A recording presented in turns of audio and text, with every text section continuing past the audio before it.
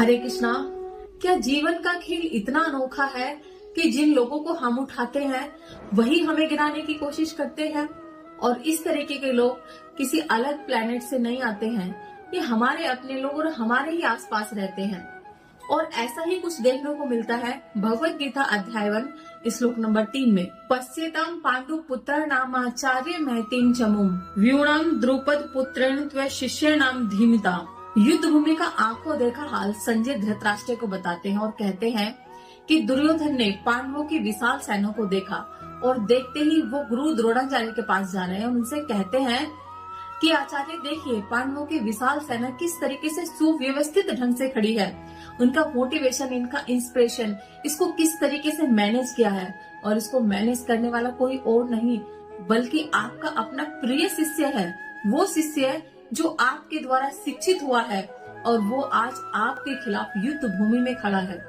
यहाँ पर दुर्योधन ने अपने ही गुरु के दोषों को इंगित किया है, हाईलाइट किया है और उन्हें उकसाने की कोशिश की है कि कहीं पांडवों के खिलाफ उनका हृदय परिवर्तन ना हो जाए।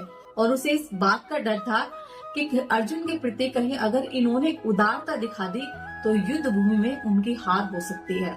तो चलिए अब जानते हैं कि दुर्योधन द्रोणाचार्य के कौन से शिष्य की बात कर रहा था और पांडवों की सेना की व्यूह रचना किसने की थी और क्यों की थी। दुर्योधन जिनके विषय में बात कर रहे थे उनका नाम है धृष्टद्युम्न। धृष्टद्युम्न जो राजा द्रुपद के पुत्र थे।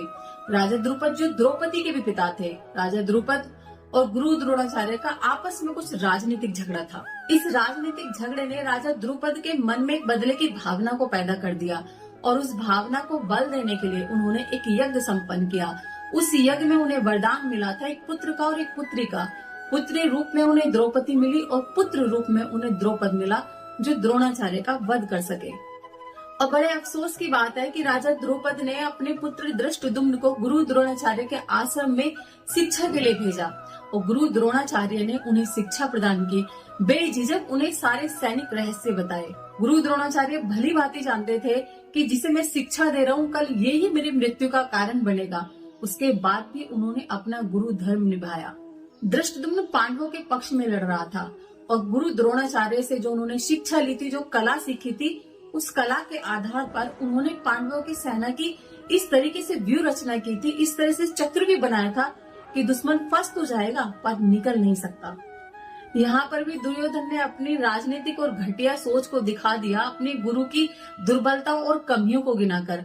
और इनडायरेक्टली उसने ये कहा कि अगर वो पांडवों के प्रति उदारता दिखाएंगे तो उस उदारता का कोई मोल नहीं होगा और वो बिल्कुल बर्दाश्त नहीं किया जाएगा।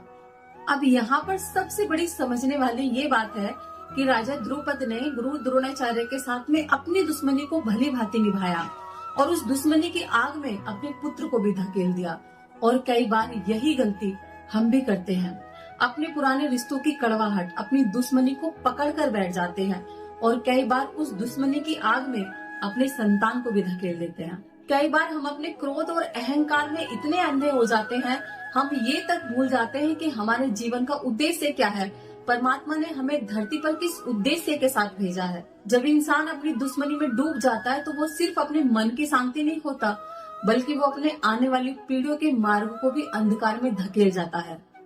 उम्मीद करती हूँ इस पॉइंट को आपने गहराई से समझा। एक एक श्लोक पढ़कर हम पूरी भगवत गीता पढ़ने वाले हैं और इस सीरीज के साथ जुड़े रहने के लिए चैनल को फॉलो करें। हरे कृष्णा।